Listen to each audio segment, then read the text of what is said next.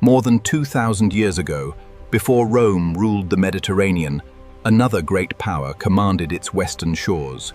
Its name was Carthage, a city whose wealth, ships, and influence reached across much of the western Mediterranean. Carthage grew rich through trade, connecting North Africa with Iberia, Sicily, Sardinia, and distant ports far beyond. Its prosperity was not built on conquest alone. Carthage became the center of an enormous commercial network spanning seas, cultures, and continents. Behind that commercial empire stood something even more formidable, one of the most powerful naval traditions in the ancient Mediterranean. For generations, Carthaginian ships protected trade routes, colonies, and territories scattered across the Western Sea. To its citizens, Carthage was more than a city. It was the heart of a world built around commerce, navigation, and the sea.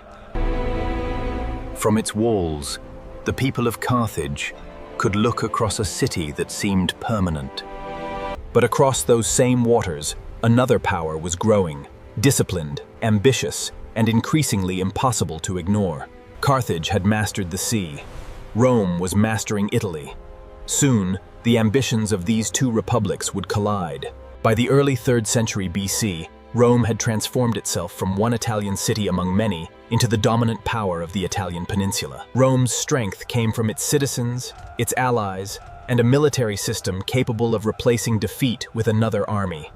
Unlike Carthage, Rome's power was rooted primarily on land, drawing manpower from an expanding network of Roman citizens and Italian allies. Its political system could be divided, competitive and fiercely argumentative, yet when Rome faced an external enemy, the Republic could mobilize extraordinary resources. After generations of war against neighboring peoples and the Greek cities of southern Italy, Rome had become the leading military power on the peninsula. Between Rome and Carthage lay Sicily, rich in grain, crowded with strategic ports, and positioned at the crossroads of the western Mediterranean. Carthage had maintained influence in western Sicily for generations, protecting commercial interests with fleets, fortified ports, and armies drawn from across its territories and allies. The immediate crisis began at Messana, where a struggle involving mercenaries and neighboring powers drew both Rome and Carthage toward the same city.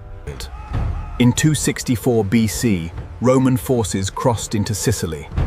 What began as a local dispute was for the first time, Rome and Carthage were at war. The struggle that followed would last 23 years and transform both powers forever. The First Punic War began on Sicilian soil, where two powers built for very different kinds of warfare were forced into direct confrontation. On land, Rome possessed the advantage.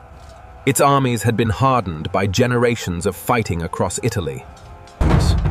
Carthage relied on a different system, combining its own commanders with Libyan subjects, Numidian horsemen, but neither side could achieve a quick decision. Sicily became a battlefield of sieges, raids, and exhausting campaigns. At sea, however, the balance was reversed. Carthage possessed generations of naval experience. Rome did not. Rome responded with characteristic determination. If Carthage ruled the sea, the Romans would build a fleet of their own. Thousands of Romans had to learn a form of warfare their republic had never mastered on such a scale. Rather than defeat Carthage by seamanship alone, Rome sought ways to turn naval battles into something Roman soldiers understood: close combat. At Mylae in 260 BC, Rome won a major naval victory, the republic that had entered the war without delays. But victory at Mylae did not end the war. Rome and Carthage had only begun a struggle that would consume ships. By 256 BC, Rome had become confident enough to attempt something extraordinary. Off Cape Ecnomus, two enormous fleets collided in one of the largest naval confrontations of the ancient world. Roman discipline and boarding tactics again proved effective. Carthage failed to stop the invasion fleet. For the first time in the war, a major Roman army landed in North Africa, threatening the agricultural heartland surrounding Carthage itself. The Romans discovered that Carthage's African territory was not an empty desert, but a wealthy agricultural landscape that helped feed and finance the city. Carthage now faced an enemy on its own soil. The Republic urgently rebuilt its forces and searched for commanders capable of stopping Rome. I survived the arena. But that night, the arena followed me into my dreams. On the open plains near the Bagradas River, Carthage finally found the battlefield it needed.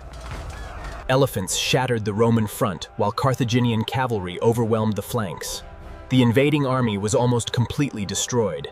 Rome's invasion of Africa had ended in disaster. But the Republic did what it would do again and again throughout the Punic Wars. Then nature inflicted another catastrophe.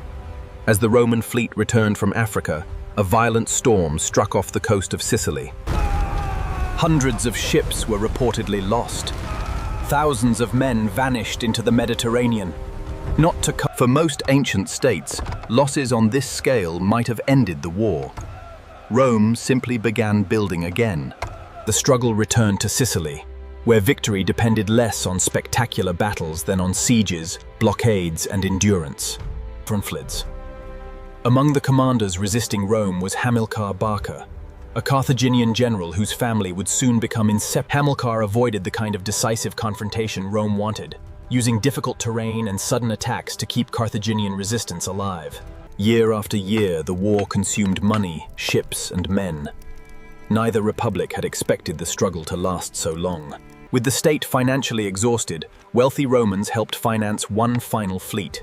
Rome was preparing to gamble again on the sea. In 241 BC, near the Aegates Islands, Rome finally achieved the naval victory it had spent more than 2 decades pursuing. After 23 years, Carthage accepted peace. It surrendered Sicily and paid a heavy Carthage had lost Sicily and paid dearly for peace, but the city itself remained wealthy, ambitious, and determined to recover. One of the men who refused to accept Carthage's decline was Hamilcar Barca, the veteran commander who had fought Rome in Sicily. Ancient tradition later claimed that Hamilcar made his young son Hannibal swear indulity. In Iberia, the Barcid family built a new base of Carthaginian power, gaining territory, soldiers, and access to rich deposits of silver. From the new stronghold of Carthago Nova, Carthage created the resources needed to challenge Rome again. After Hamilcar's death and the later assassination of Hasdrubal the Fair, command eventually passed to Hamilcar's son, Hannibal Barca. I could hear Rome demanding an ending, but I had already decided what kind of man I wanted to remain. Then I saw the wooden sword, the rudes. After years of fighting with steel, freedom arrived, carved from wood. Rome demanded that Carthage surrender Hannibal. Carthage refused. In 218 BC, the Second Punic War began. Hannibal did not wait for Rome to attack. He marched north from Iberia with an army and a plan so audacious that it would drought. A transcription features a male voiceover narrating a historical account, accompanied by a dramatic orchestral soundtrack. Moving through Gaul, Hannibal had to negotiate, intimidate, and sometimes fight his way toward the greatest obstacle on the road to Italy. At the Rhone, thousands of men, horses, and elephants had to cross a major river, while Roman forces were already moving through the region. Then the Alps appeared. Somewhere beyond those mountains lay Italy, and Rome believed the barrier itself would protect them. The Colosseum still stands nearly 2,000 years later. We remember its emperors, its architecture, and links. Ancient accounts describe Hannibal showing his exhausted army the plains of Italy below. The worst hours. When Hannibal finally descended into the Po Valley, much of his original army was gone. Yet he had at the Trebia, Hannibal exploited Roman aggression, terrain, and weather. The first major battle of the invasion ended in another Roman disaster. Army after army had fallen. Fear spread through Rome. By 216 BC, Rome had suffered 2 devastating defeats, yet instead of seeking peace, the Republic.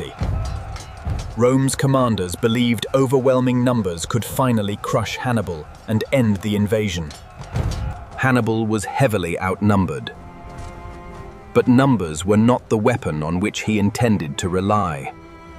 Hannibal arranged his center to bend under Roman pressure, while experienced African infantry waited on either side. The Roman infantry drove forward. Hannibal's center gave ground, exactly as he had intended. On the flanks, Hannibal's cavalry gained the advantage. Soon, Roman horsemen were being driven from the field.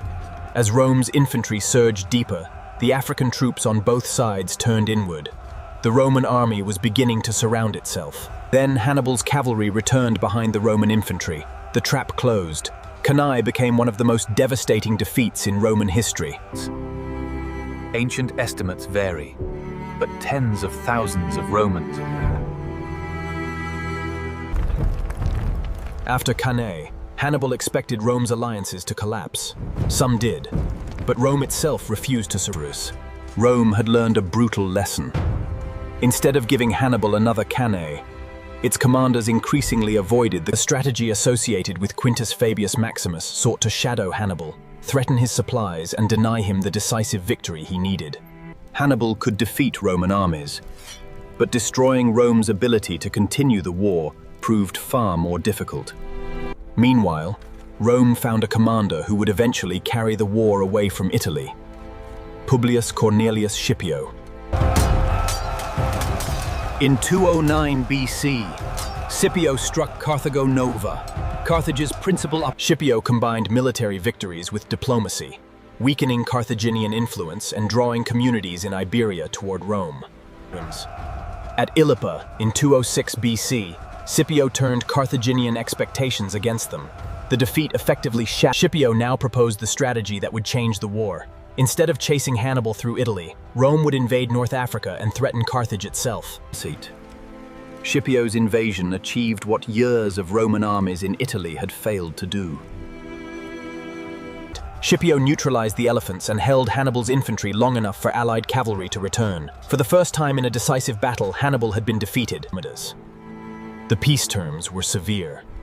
Carthage lost its overseas empire, surrendered most of its fleet, Yet Carthage recovered with remarkable speed. Its empire was gone, but agriculture and commerce once again. Among those demanding a final solution was Cato the Elder. Ancient sources associate him with a relentless message: Carthage must be destroyed. In 149 BC, Rome returned. Carthage surrendered weapons and hostages, hoping to prevail. Carthage chose resistance. Workshops became armories. Citizens became laborers and defenders. In 146 BC, under Scipio Aemilianus, Roman forces finally broke into Carthage. Carthage fell. Many inhabitants had died during the siege and final fighting. Tens of thousands of survivors. For more than a century, Carthage had been Rome's greatest rival. Its fleets had ruled western waters. Hannibal had brought Rome closer to catastrophe.